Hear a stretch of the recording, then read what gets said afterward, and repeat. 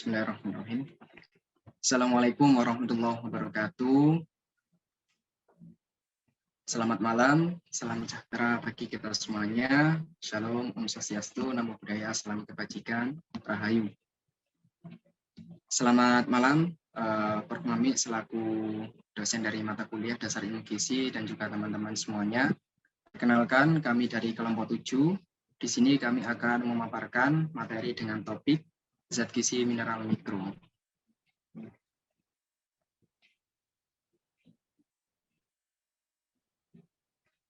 Berikut ini adalah nama anggota dari kelompok 7. Yang pertama Mbak Tiffany Putri Klisa. Yang kedua Alif Fatimatu Zahro. Yang ketiga Amar bin Yasir. Yang keempat saya sendiri Bindi Dwi Ransyah. Yang kelima Saskia Nadira Ayu Dhani. Dan yang keenam Tahnia Sabita.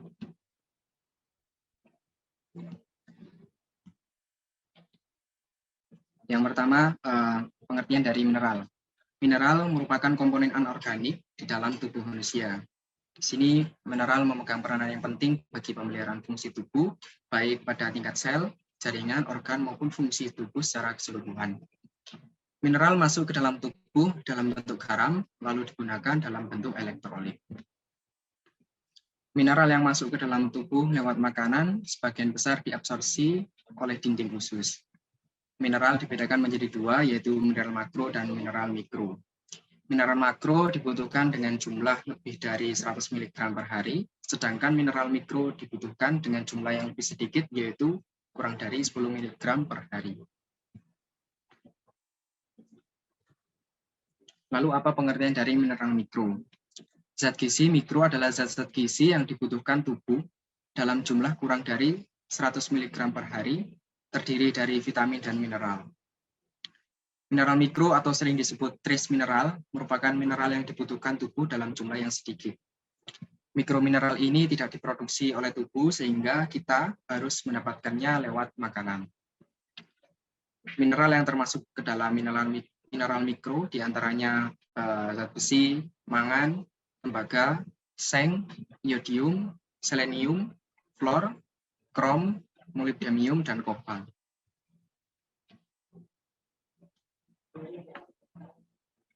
Nah, ini merupakan macam-macam dari mineral mikro. Yang pertama adalah seng, zat besi, iodium, mangan, kromium, selenium, tembaga, molybdenium, fluor, dan kopal.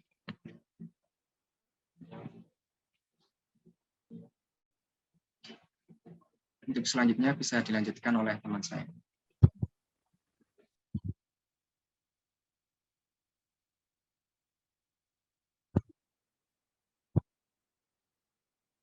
Yang pertama, zinc berperan dalam reaksi-reaksi yang berkaitan dengan sintesis serta degradasi karbohidrat, protein, lipid, dan asam nukleat.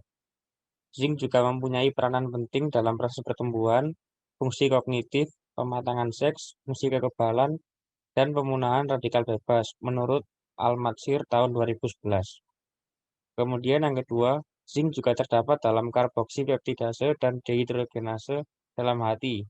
Sebagai kofaktor, zinc dapat meningkatkan keaktifan enzim lainnya, menurut Winarno pada tahun 2014. Kemudian yang ketiga, zinc juga memperlancar efek vitamin D terhadap metabolisme tulang dengan distimulasi sintesis DNA di dalam sel-sel tulang, sehingga zinc erat kaitannya dengan metabolisme tulang yang berperan penting pada pertumbuhan, menurut Anindita tahun 2012. Bisa di next.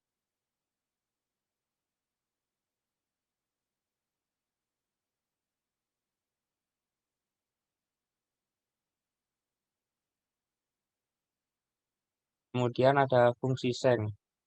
Zinc merupakan mikronutrien yang berperan pada pertumbuhan. Beberapa sistem enzim yang terlibat dalam pertumbuhan fisik, imunologi, dan fungsi reproduksi. Saat terjadi defisiensi zinc, maka dapat mempengaruhi pertumbuhan fisik terutama anak-anak. Menurut Abu Nada et al. Tahun 2013. Zinc juga memperlancar efek vitamin D terhadap metabolisme tulang dengan distimulasi sintesis DNA di dalam sel-sel tulang, sehingga zinc erat kaitannya dengan metabolisme tulang yang berperan penting pada pertumbuhan, menurut Anindita tahun 2012. Jadi next. Kemudian defisiensi zinc. Kekurangan zinc yang paling sering ditemui adalah terhambatnya tumbuh kembang serta meningkatnya risiko terkena infeksi yang bisa membahayakan kesehatan dan nyawa anak. Studi dari National Institutes of Health juga menyebutkan kalau kekurangan zinc yang merupakan salah satu mikronutrien penting dalam perkembangan seksual dan reproduksi dapat menyebabkan tertundanya pubertas, hipogonadisme pada anak laki-laki, pertumbuhan lambat, juga kemampuan mental tidak maksimal. Jadi next.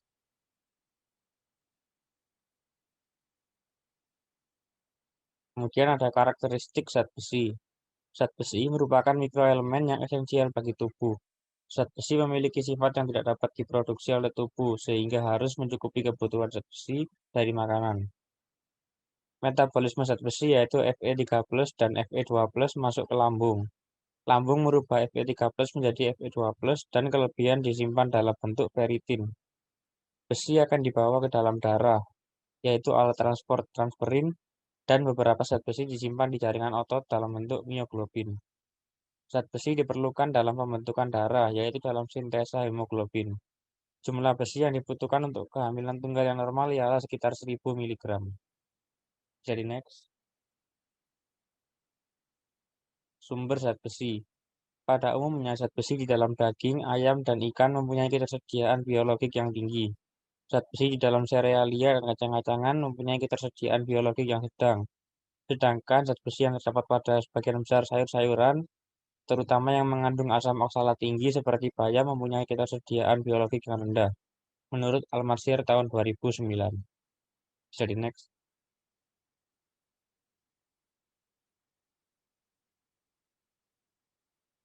Kemudian defisiensi zat besi yang pertama menyebabkan anemia. Gejala klinis defisiensi zat besi adalah terjadinya anemia serta menurunkan imunitas. Anemia defisiensi besi pada ibu hamil merupakan salah satu penyebab kesakitan dan kematian pada ibu hamil. Anemia defisiensi zat besi terjadi ketika tubuh tidak memiliki cukup zat besi untuk menghasilkan hemoglobin dalam jumlah yang cukup. Jadi next.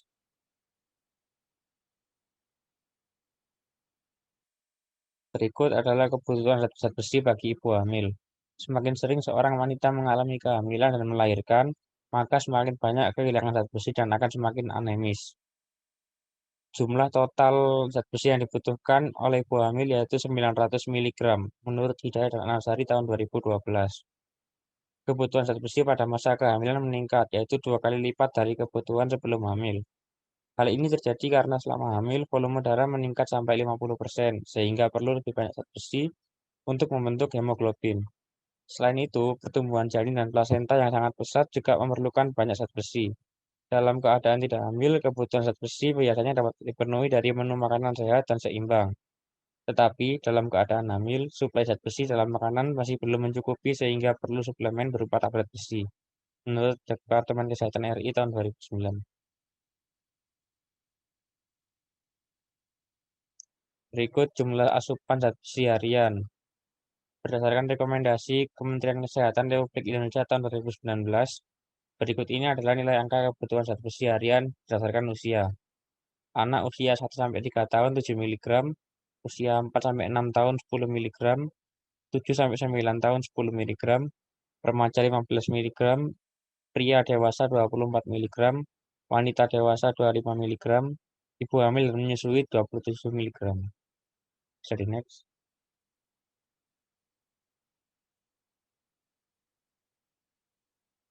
Fungsi zat besi bagi tubuh. Menurut Al-Masyr tahun 2004, besi berperan sebagai respirasi sel, yaitu sebagai pokok faktor bagi enzim-enzim yang terlibat dalam reaksi oksidasi reduksi.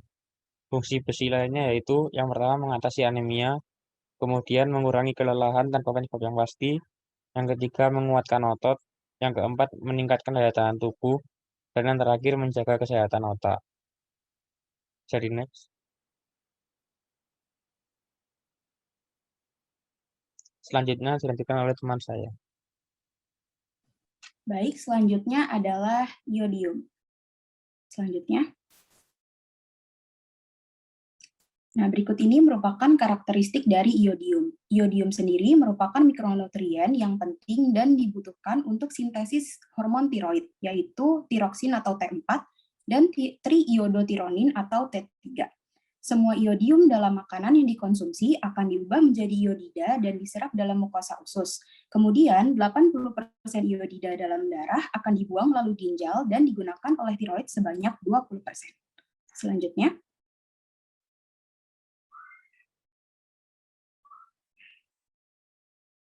nah, kekurangan iodium itu diistilahkan dengan GAKI. Salah satunya itu adalah penyakit yang menyebabkan retardasi mental yang disebabkan oleh kekurangan iodium.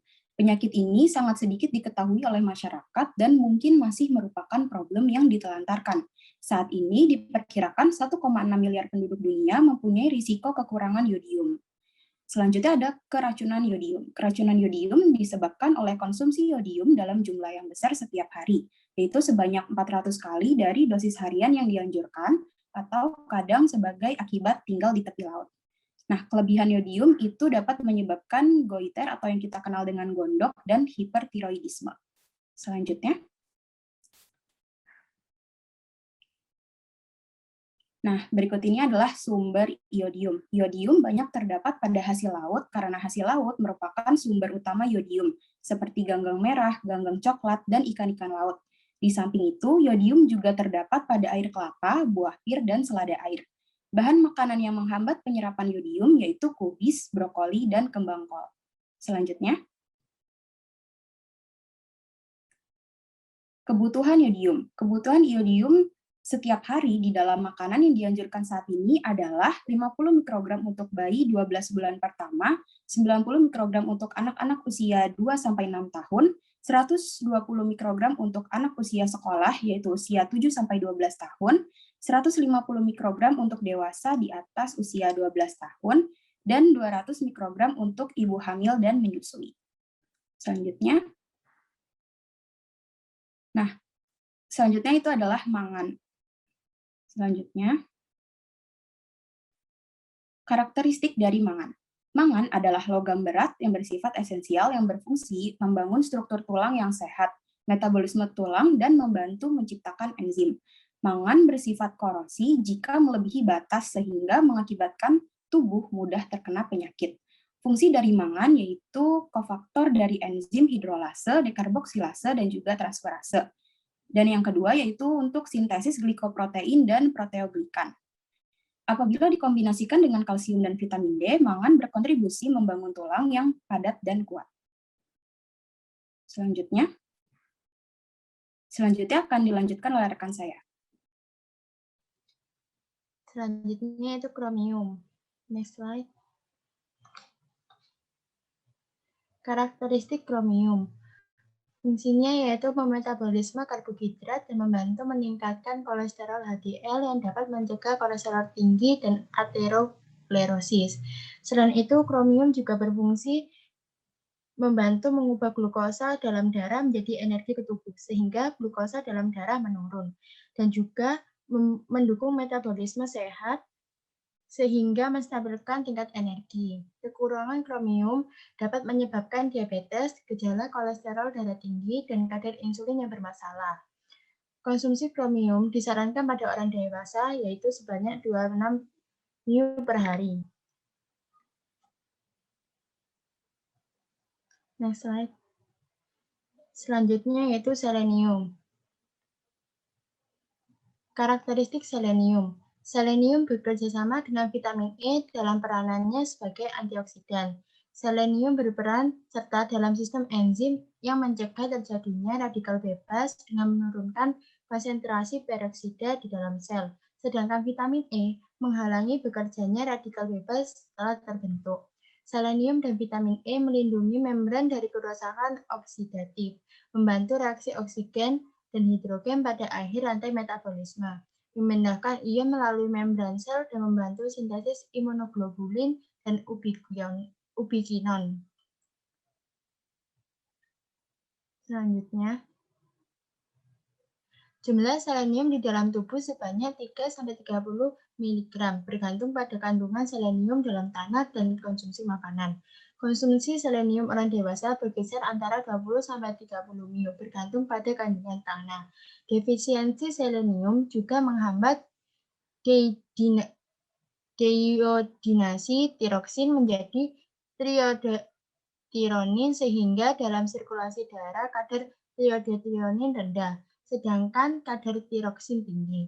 Apabila defisiensi selenium ini dialami ibu hamil, terutama pada awal kehamilan, maka kebutuhan hormon tiroid janin tidak terpengaruh karena transfer triodotironin dari ibu ke janin berkurang.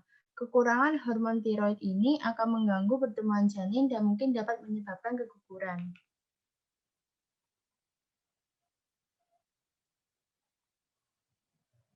Kekurangan selenium. Yang pertama, memacu terjadinya penyakit jantung. Produksi kelenjar gondok yang terlalu rendah menyebabkan melemahnya sistem kekebalan tubuh. Yang kedua yaitu membuat tubuh rentan terhadap penyakit disebabkan oleh stres gizi dan infeksi. Penyakit yang berkaitan KESA menyebabkan pembesaran jantung, fungsi jantung yang buruk pada anak-anak. Kasin-Beck menyebabkan gangguan sendi. Myxedematosis endemik C-linis menyebabkan cacat mental. Sedangkan apabila kelebihan selenium, yang pertama dosis tinggi selenium 1 mg per hari menyebabkan muntah-muntah, diare, rambut dan kuku rontok, serta luka pada kulit dan sistem saraf. Menurut Lee et al. Tahun 1995 melaporkan bahwa kadar selenium yang tinggi saat kehamilan menyebabkan janin terluka.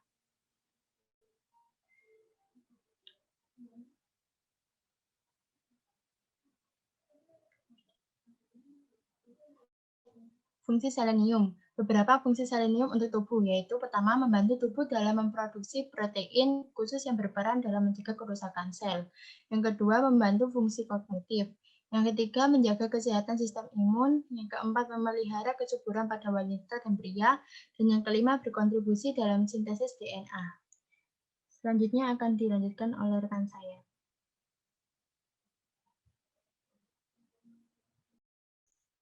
Tembaga atau CU.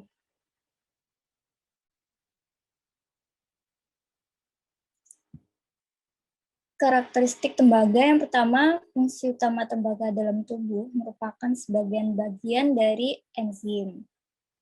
Juga memegang peranan dalam mencegah anemia, serta berperan dalam pengikatan silang kolagen yang diperlukan untuk menjaga kekuatannya. Kemudian, tembaga terlibat dalam regulasi ekspresi gen protein-protein yang berikatan dengan logam.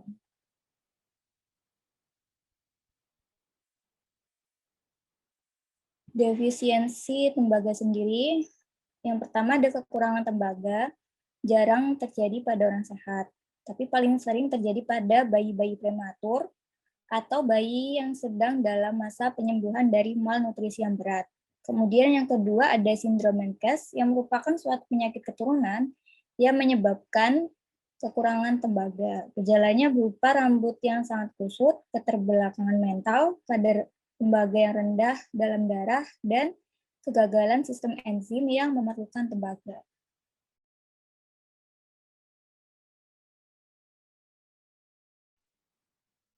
Gejala defisiensi yang lain, yang pertama bayi gagal tumbuh kembang, edema dengan serum albumin rendah, kedua anemia dengan perubahan pada metabolisme besi dan perubahan pada jaringan tulang, ketiga gangguan fungsi kekebalan, yang keempat perubahan pada kerangka tubuh yang dapat menyebabkan patah tulang dan osteoporosis, yang kelima ada hernia dan pelebaran pembuluh darah karena kegagalan pengikatan silang kolagen dan elastin, dan yang terakhir depigmentasi rambut dan kulit.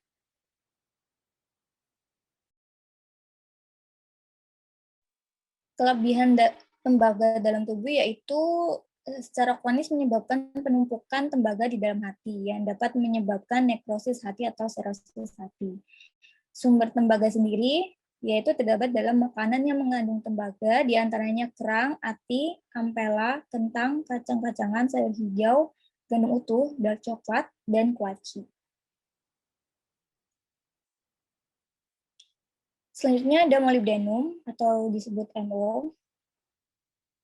Karakteristik molybdenum sendiri yaitu mineral ini terkandung dalam tanah dan bisa berpindah pada tumbuhan maupun pada hewan yang mengonsumsi tumbuhan tersebut. Sebagai mineral mikro, kita membutuhkan molybdenum dalam jumlah yang sedikit. Atas dasar itulah, defisiensi molybdenum jarang terjadi.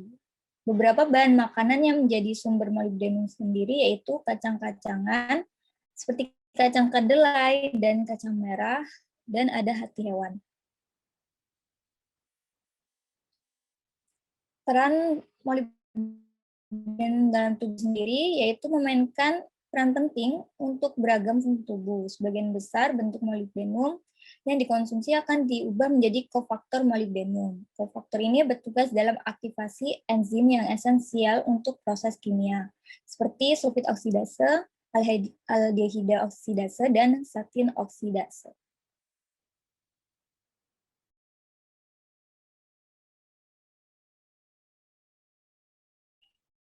Baik, selanjutnya ada fluor. Yang pertama ada karakteristik fluor.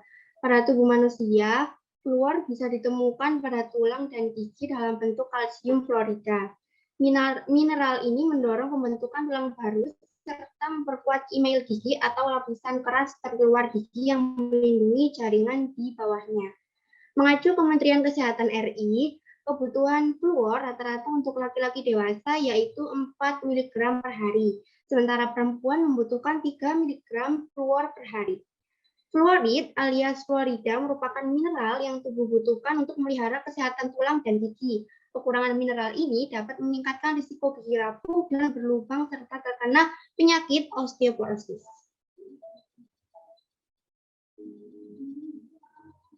Selanjutnya ada kekurangan fluor. Kekurangan fluorida dapat menyebabkan lapisan email gigi menjadi lemah, akibatnya gigi mudah berlubang dan terbentuklah karies gigi. Risiko penyakit osteoporosis juga meningkat karena tulang lebih mudah mengalami pengeroposan.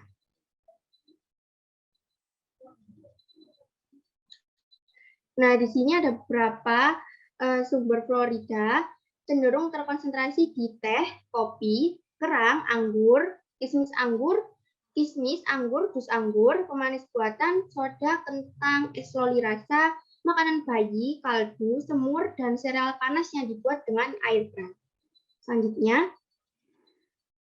Selanjutnya ada kobalt. Karakteristik kobalt. Kobalt ini diserap sebagai komponen B12, di mana memiliki fungsi untuk membentuk pembuluh darah serta pembangun vitamin B12. Jumlah yang diserap disimpan dalam hati dan ginjal dengan cadangan 0,2 ppm berat kering. Mineral kobalt diekskresikan dalam tinja dengan rata-rata yang diekskresikan 0,26 mg setiap hari. Kobalt merupakan vitamin B12 kobalamin yang diperlukan untuk mematangkan sel darah merah dan menormalkan fungsi semua sel. Kobalt juga mungkin untuk berperan dalam fungsi berbagai enzim. Angka kebutuhan gizi yang sebagian besar kobalt dalam tubuh terikat dalam vitamin B12 plasma darah mengandung kurang lebih 1 mg kobalt per 100. Sebanyak 90% ekskresi kobalt dilakukan melalui urin, selebihnya feses dan keringat. Sumber makanan nabati yang mengandung kobalt antara lain buah ara, ubi, bayam, biji hijau, gandum, selada, dan selada air. Sekian presentasi dari kami dan ada beberapa daftar pustaka yang kami gunakan. Berikut daftar pustaka yang kami gunakan. Sekian presentasi dari kami. Wassalamualaikum warahmatullahi wabarakatuh.